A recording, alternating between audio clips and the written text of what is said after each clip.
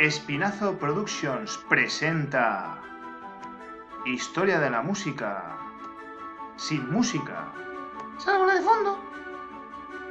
Hoy, el origen del canto gregoriano. Toca explicar el origen del denominado canto gregoriano. Y es que hay gente muy despistada sobre la cuestión. Examinemos las posibilidades. Para ello, formularé una pregunta de elección múltiple. ¿A quién se atribuye la creación de la liturgia gregoriana? ¿Al Imperio Romano de Occidente? ¿A los Reyes Godos? ¿A Picacho y Doraemon? ¿O al Papa Gregorio Magno? Ah, sí, me dejaba una opción. A los monarcas carolingios. Abordemos cada una de las posibilidades. Opción A. El Imperio Romano de Occidente. Lo cierto es que, tras la división de Teodosio en 395, la parte occidental del Imperio Romano no duró demasiado. Se la repartieron diversas tribus bárbaras. El Imperio Romano de Oriente se anexionó algunos territorios en época de Justiniano, en el siglo VI. Pero eso es otra historia. Opción B. Los reyes godos. Hubo dos reinos godos, el de los ostrogodos, que no duró mucho más allá de Teodorico, y el de los visigodos. En este último, las creencias de las élites eran arrianas frente a la población hispano-romana, católica. Y en 587, Recaredo se convirtió al catolicismo, para regocijo de algunos como Isidoro de Sevilla. El rito arraigado en la península ibérica, no obstante, era otro. Opción C. Pikachu lanza rayos, no salmos. En cuanto a Doraemon, se le conoce como el gato cósmico, o mapache, no se sabe, y no como monje benedictino. De todas formas, Doraemon es japonés, al igual que Pikachu. Opción C. Aquí tenemos que profundizar más que en las posibilidades anteriores. La liturgia lleva el nombre del Papa Gregorio I, o Gregorio Magno. ¿Qué sabemos de él? ¿Por qué se le puede atribuir la creación de la práctica cristiana que nos interesa?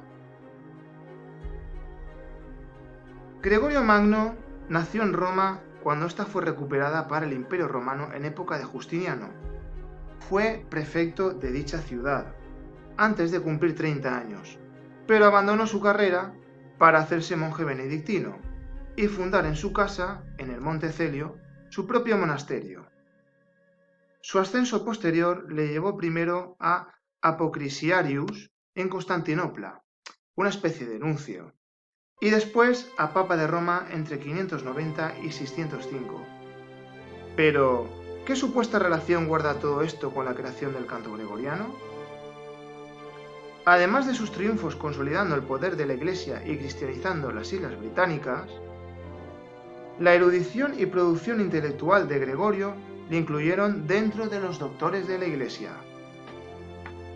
En el ámbito litúrgico, el Papa especializó el canto, lo que supuso la profesionalización del mismo dentro de la Iglesia a través de seminarios y de la búsqueda de jóvenes talentos en los orfelinatos. De este modo, excluía a los diáconos de las prácticas musicales para que se pudiesen centrar en sus funciones religiosas. Estas medidas contribuyeron a la mejora de la Schola Cantorum, institución que se encargó de configurar los cantos durante los siguientes siglos. A Gregorio se le atribuyó la creación de la Schola Cantorum, el coro papal, como veremos a continuación. No obstante, está demostrado que ésta ya existía con anterioridad. Todo ello dio pie a Juan el Diácono, monje de Montecassino en el siglo IX, a sugerir, en su biografía de Gregorio, la imagen del Papa dictando a un copista, que luego pasó a ser el mismo.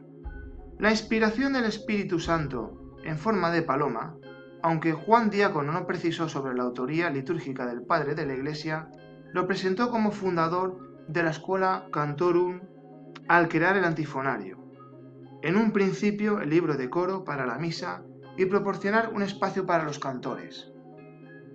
La biografía que escribió este monje sobre el Papa Gregorio se fundamentó en fuentes como el Cantatorium de Monza, el códice más antiguo con liturgia gregoriana, finales del siglo VIII y principios del IX.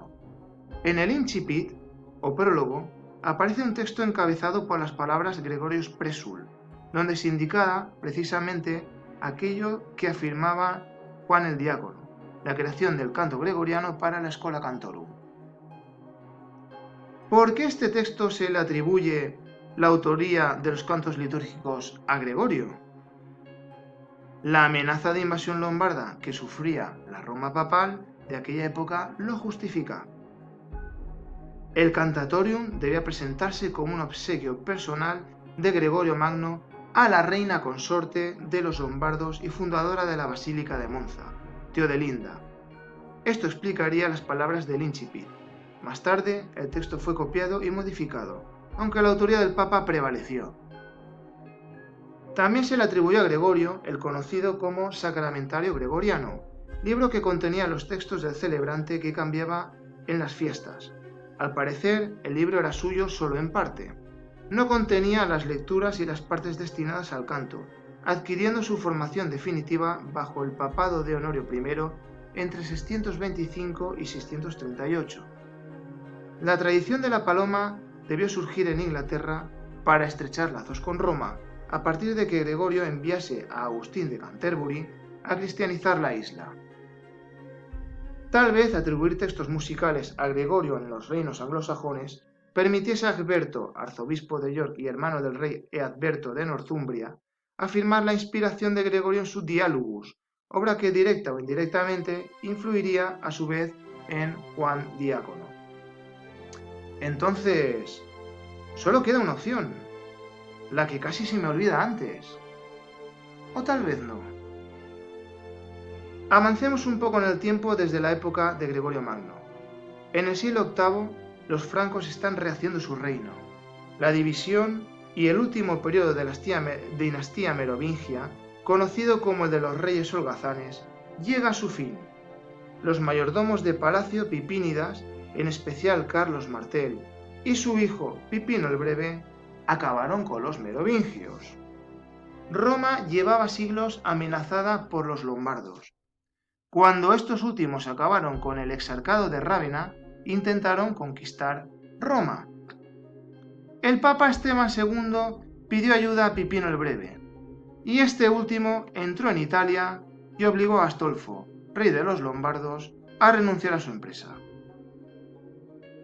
Años después, el nuevo rey lombardo, Desiderio, trató de hacer lo mismo con su antecesor, el Papa Adriano I, pidió de nuevo ayuda a los francos. En aquella ocasión, Carlomagno, el hijo de Pipino, también fue a Italia y derrotó a Desiderio. Consecuencia, los francos se anexionaron buena parte de Italia, el papado la zona central de la península y los lombardos desaparecieron. ¿Cuál fue la consecuencia de todo esto? Muy buena relación entre la Iglesia y los Pipínidas. Pipino el Breve consiguió convertirse en rey en colaboración con el Papa Zacarías para echar a Childerico III, el último monarca merovingio. Como culminación de este entendimiento, Carlomagno fue coronado emperador el 25 de diciembre de 800 por el Papa León III. Se restablecía así con los francos la idea de continuidad del poder de la antigua Roma en Occidente. Este hecho solo podía ser validado por la Iglesia, originándose una dualidad: el poder temporal a través del emperador y el poder permanente con el Papa. Los Pipínidas, instalados en el trono de los extensos territorios francos como la dinastía carolingia, se encontraron con unas prácticas religiosas que representaban a la dinastía anterior, la liturgia galicana. Debían sustituirla cuanto antes. Por tanto, se enviaron a Roma para aprender su rito o se importaron cantores con la misma finalidad. El proceso no fue fácil, pero tampoco hostil. Como resultado, se produjo una mezcla de estilos litúrgicos que pasó a denominarse rito franco-romano, o rito romano-franco, o canto romano, aunque todavía se daba el canto romano antiguo en Roma. Esta práctica religiosa, resultante de una hibridación, sería el origen de lo que hoy conocemos como canto gregoriano. El canto gregoriano se extendió por todo el imperio carolingio. Cuando éste se extindió y acabó generando dos grandes potencias medievales, el Reino de Francia y el Sacro Imperio Romano Germánico, el canto gregoriano continuó extendiéndose por Inglaterra, por Europa continental y por los reinos cristianos de la península ibérica. De modo que, retomando la pregunta inicial, la respuesta correcta sería... Hasta aquí el vídeo de hoy.